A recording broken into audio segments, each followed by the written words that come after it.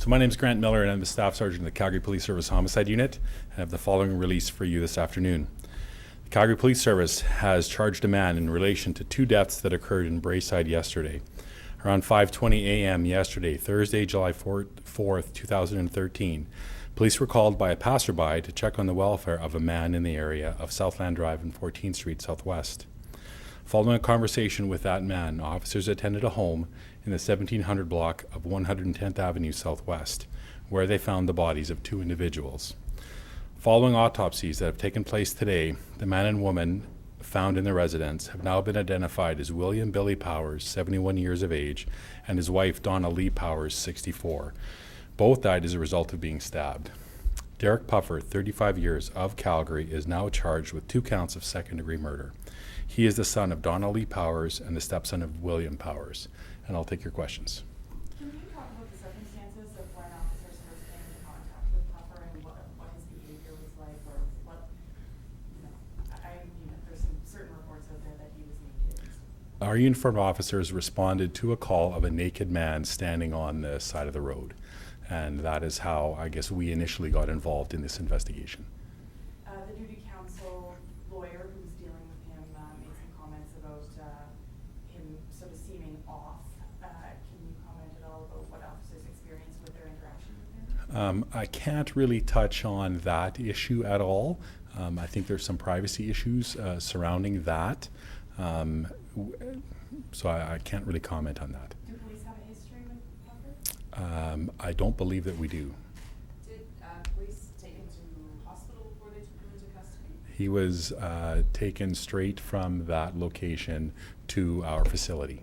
And did he have any blood on him or anything that would have been concerning to police, or was he just... So the specifics of that I'm not going to get into. Was a weapon found at the scene? In our search of the area yesterday, we did find a knife. That knife is being examined. If it has any possible connection to this, it was located outside the residence. We will be sending it to the RCMP Crime Lab for forensic analysis to determine what, if any, role it played in this incident. Has he been cooperative? We've spoken with him, and as a result of speaking with him, he's now charged with 2 counts of second-degree murder. Did he live at the same residence? We believe that he did. And how many staff at the time of the incident, Mr. and Mrs. Powers, and then the accused? Sorry, I just missed the beginning of your question. Was there anybody else home at the time? We don't believe so. How many staff members did each victim? And we're not going to get into the details of that, the specifics of the crime either. Because it forms part of the investigation, and right now we're just not going to speak of the incidents that happened, the specific incidents that happened inside the residence. Where in the home were the bodies found? In the bedroom. Do we believe that they were attacked where they were found? Yes, we do. We believe that they were both in bed at the time. We heard that there might have been a child that witnessed this. Is that true? Uh, A youngster witnessed this, or was it a woman? no.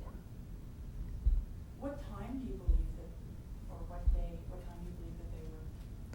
Yesterday morning, probably shortly before he was found walking the street. Do you think there was, is there any indication there was an attempt for the victims to call for help, or to go and get help, or to fight back, to reach for a phone, anything like that? Again, I don't really want to talk about the specifics of that. I don't think any attempt to get help was made.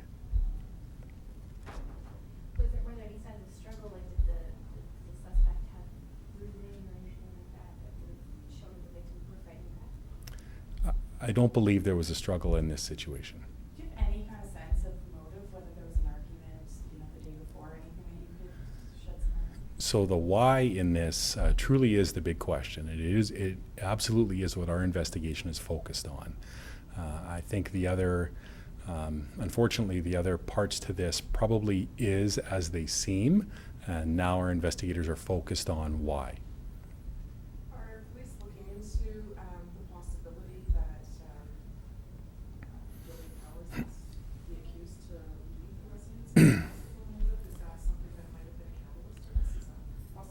think at this time, we're not ruling anything out. Both Mr. and Mrs. Powers have several friends, and we're enduring to speak to as many of those as we can, and we're urging anyone with information to come forward and speak with us. Sorry, just to clarify on Puffer, was he a resident of that home and for a short time, or have he been there a long time? We think he's lived there. I'm not sure how long he has lived there, but we believe he's living there now. So were they killed in their sleep? Were they asleep in their bed? That's hard to say. They were in bed in their room at 4 o'clock in the morning. Are there any sort of toxicology tests that have been done on both victims? Like, is it possible that they were in sleeping pills or anything like that? Again, part of any autopsy is a toxicology study and exam, and that will be done as it is in everyone.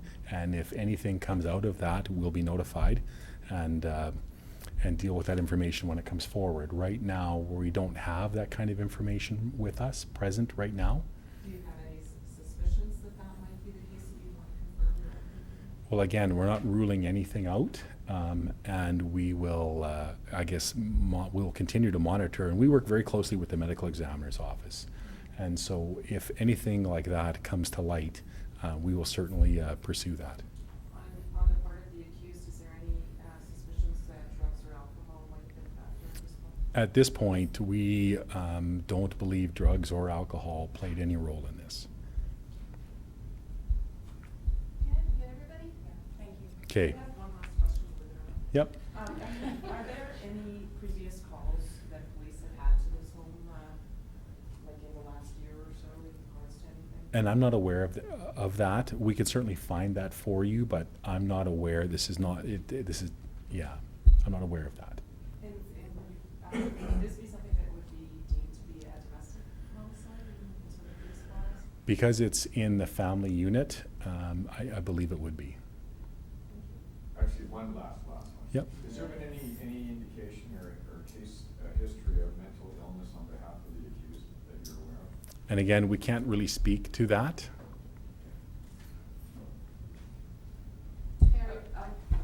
And if you can answer this, when police were dealing with the accused and from when they picked him up to when they were dealing with him here, was it challenging or difficult to try and glean information from him or have conversations with him? Was there a sort of So our interactions with him, I'm not going to get into detail on that. any of his 13th and 14th homicides of the year? Yes. Would it be safe to say he's cooperating with investigators, or? And again, I think that's a very difficult question to answer in every situation. Quite often we'll come to these press conferences and they'll say gangsters, they're not cooperating with police. So I'm asking the same question in relation to this case.